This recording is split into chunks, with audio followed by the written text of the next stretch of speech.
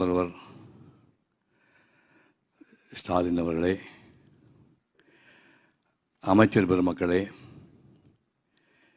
இசை மற்றும் கவுன்கலை பல்கலைக்கழக துணைவேந்தர்களே, ஆசிரியர் பெருமக்களே, பட்டம் பெற்ற மாணவ செல்வங்களே, மீடியா நண்பர்களே,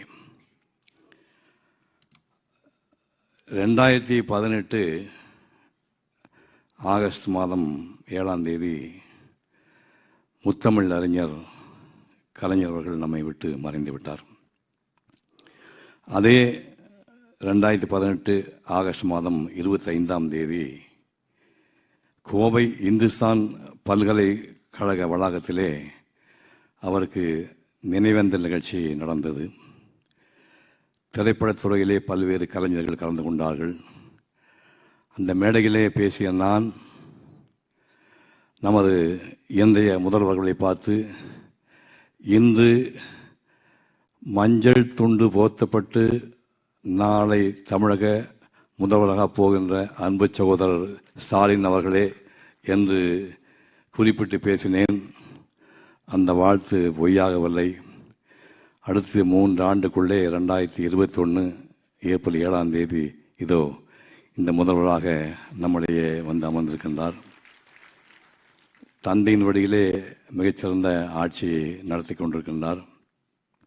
அவருக்கு உங்கள் சார்பிலே என்னுடைய பாராட்டுகளை தெரிவித்துக் கொள்கின்றேன். இந்த விருதை எனக்கு வழங்கிய தமிழ்நாடு டாக்டர் ஜெயலலிதா இசை மற்றும் நுண்கலை பல்கலைக்கழகத்துக்கு என்னுடைய இதயபூர்வமான நன்றியை தெரிவித்துக் கொள்கின்றேன். நான் சிறு வயதிலிருந்து அதிகமாக சினிமாக்கள் பார்த்ததில்லை. 14 வயது வரை நான் பார்த்த மொத்த படங்களே வெறும் 14 தான். அதிலே மறக்க முடியாத படங்கள் பராசக்தி, மனோகரா, இல்லற ஜோதி, ராஜாராணி போன்ற படங்கள்.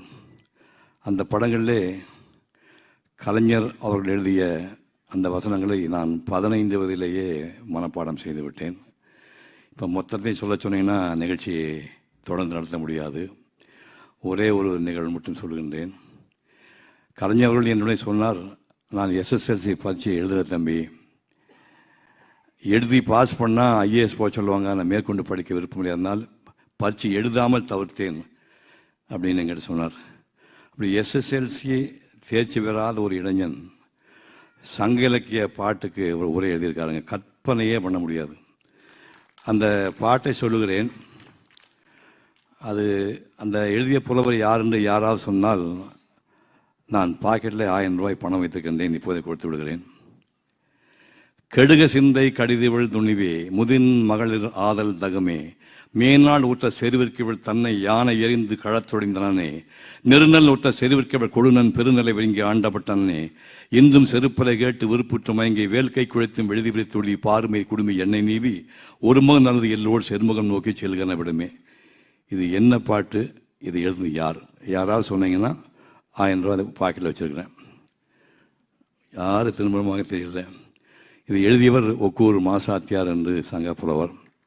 ஒக்கூர் மாசாத்தியார் ஒரு பெண்மணி, பெண் புலவர் எழுதின பாட்டு இது. அதுக்கு அர்த்தம் போர் நடந்துட்டு இருக்குது. போருக்கு போன தகப்பனார் ஒரு 60 வயசு தாண்டின ஒரு 2 நாள் சண்டை போட்டு போரில் இறந்துட்டார். அதுக்கப்புறம் வெளியூர் இருந்து கணவன் வரான். கணவனையும் போருக்கு அனுப்புகிறான். அவன் கொஞ்சம் பைல்வான் சூர்யா மாதிரி பலசாலியான நாடு. 1 வாரம் சண்டை போட்டு அவனும் வேற மரணம் அடைஞ்சிட்டான். அதுக்கப்புறம் நாடு நல்லா இருந்தால் தானே வீட்டில் நிம்மதியாக இருக்க முடியும்னு அடுத்த போருக்கு அனுப்புகிற யாரும் யோசிக்கும் போது 10 வயசு பாலகன் ஆரம்பத்தடியில் படிச்சுட்டு இருக்கிறான் வாத்தியார்கிட்ட. அங்கே போய் அந்த பாலனை கூட்டிகிட்டு மகனே நீயும் போருக்கு போயிட்டு வான்னு ரத்த காவியோடு அந்த வாழை கொடுத்து போயிட்டு வா அப்படின்னு சொன்னான். அப்படிங்கிறத அந்த பாட்டுக்கு அர்த்தம். அதை இந்த மனிதன், இந்த சாகா வரம்பட்ட கலைஞர் வசனம் எழுதியிருக்காரியா.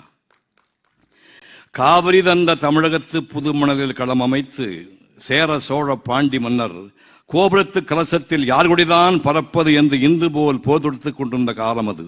அந்நாளில் ஓர் கடத்தில் தாய் நாடு காக்க தாவி பாய்ந்து செத்தா தந்தை என்ற செய்தி கேட்டு தணல் வீழ் மெழுகானாள் தமிழகத்து கிடிகொருத்தி.